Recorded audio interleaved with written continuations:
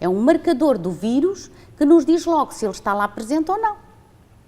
E se está presente, é tão simples como isto. Nós sabemos que esta mãe pode transmitir ao bebê, então o bebê, quando nasce, é imediatamente vacinado.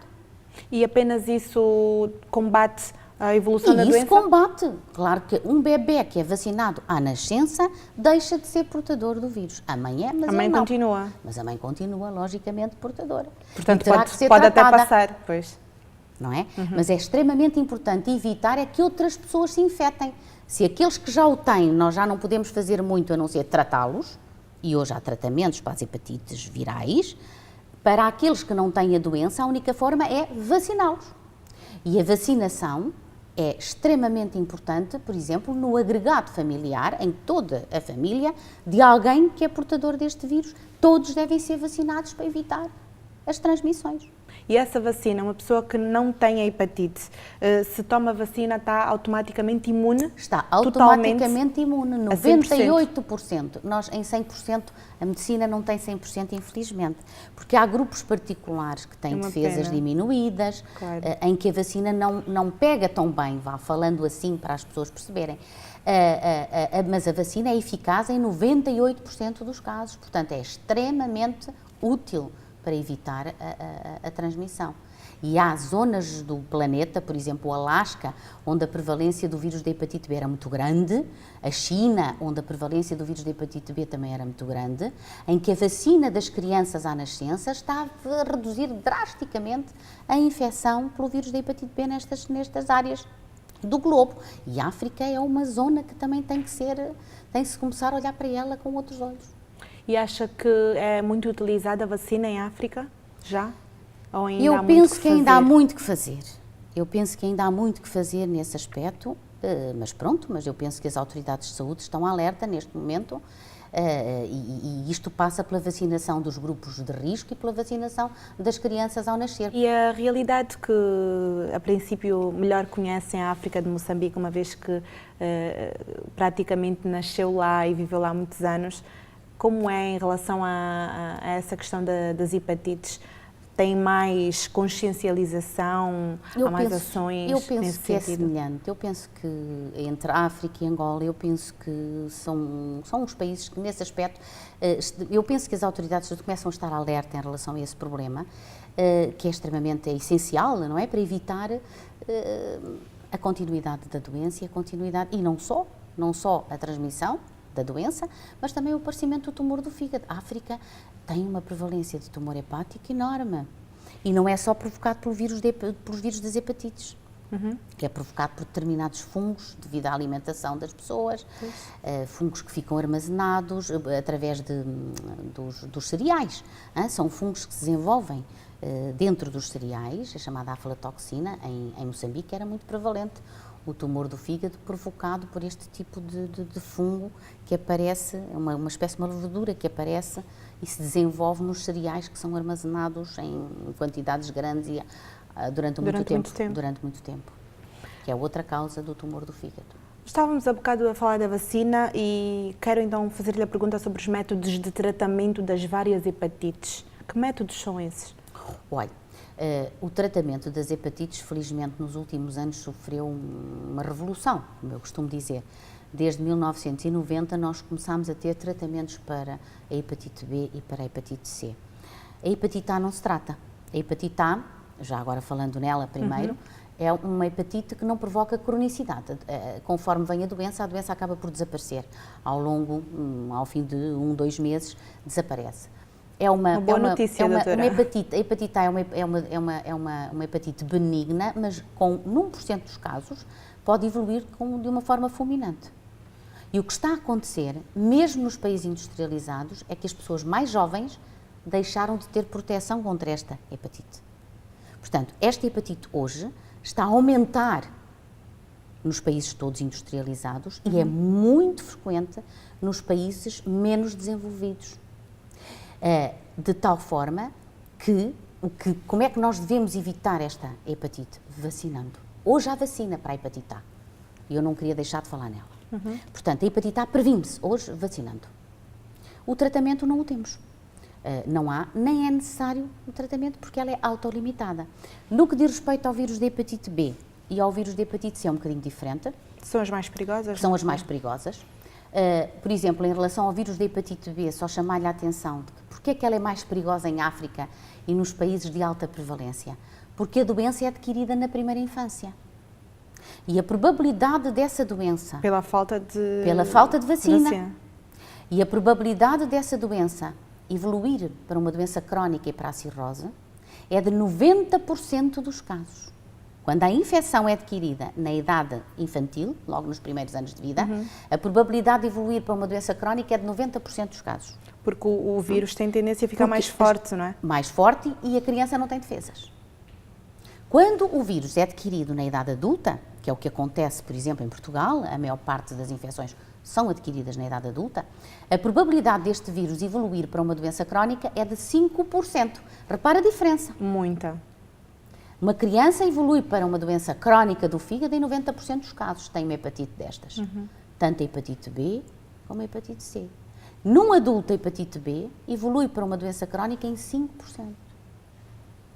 E, portanto, é muito diferente a forma como ela se desenvolve numa situação e noutra.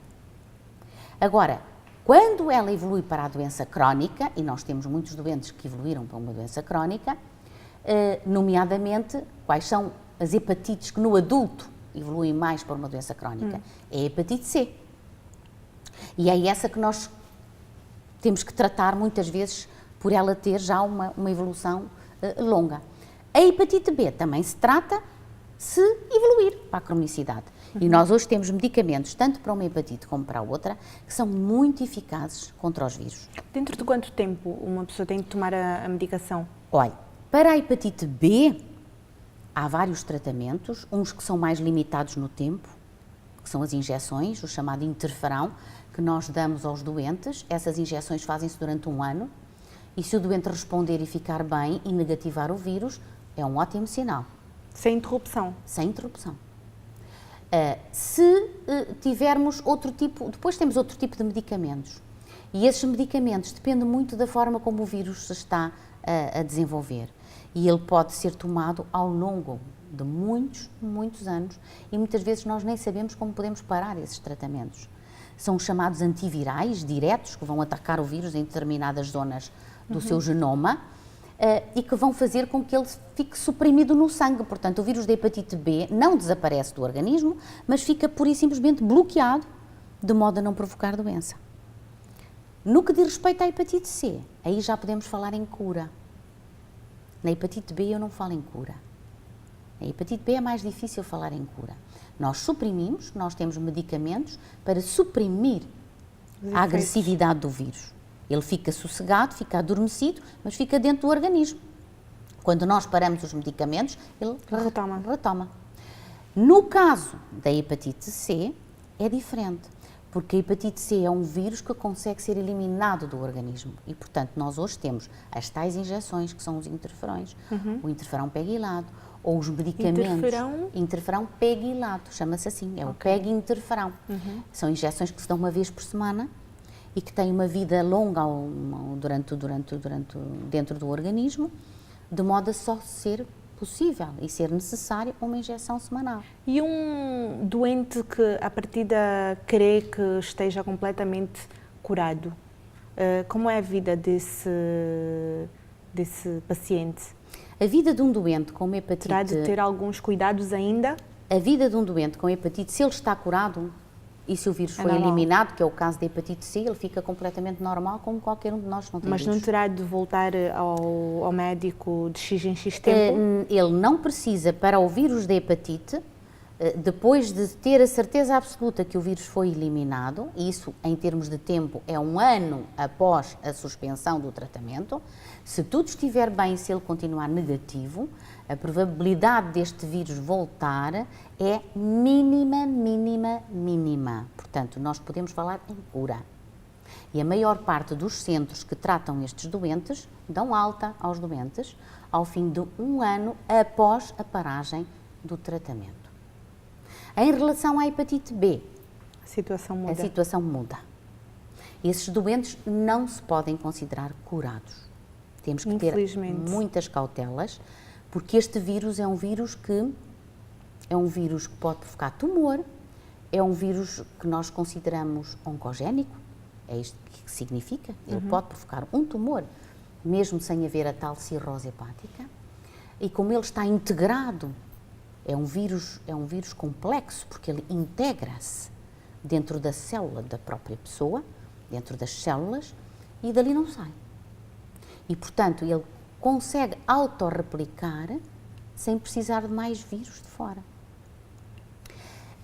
Portanto, para o tratarmos, nós temos que estar sempre a reprimir, isto é, evitar que ele reative.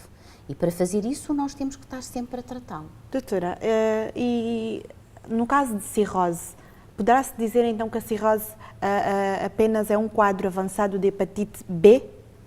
É um quadro avançado de qualquer tipo de doença hepática crónica que pode evoluir. Podem ser as doenças virais, podem ser os vírus, o álcool provoca cirrose, os fármacos provocam cirrose. Mas no caso da hepatite em particular? No caso da hepatite particular, no caso dos vírus, qualquer vírus, tanto o B como o C, pode evoluir e pode apenas esses provocar. Dois? Apenas esses dois. E o que é exatamente a cirrose? É precisamente aquela transformação, aquele terremoto de que eu lhe falei há pouco, que acontece dentro do fígado, em que a estrutura do fígado fica completamente alterada. Em que sentido? Alterada no sentido da estrutura em termos histológicos, em termos da forma como, se nós olharmos para uma estrada bem traçada, em que tem as ruas todas paralelas umas às outras, normalmente um fígado normal é uma cidade bem traçada. Uma cirrose é uma cidade cheia de ruas tortuosas e funcionando menos bem, logicamente, visto que todos os nutrientes para chegarem àquelas célulazinhas que necessitam de ser alimentadas demoram muito mais tempo a chegar do que se tiver uma rua bem traçada, em que tudo chega depressa, não é? É tal e qual como nas cidades. Portanto, quando há uma alteração desta estrutura, o fígado deixa de funcionar bem e passa a ter outras complicações. Passa a ter outras complicações. Doutora, para finalizarmos, que estamos mesmo na reta final, quero deixar, por favor, uma mensagem para os nossos telespectadores que tenham algum familiar com hepatite ou aquelas pessoas que acabaram de descobrir há pouco que têm a doença?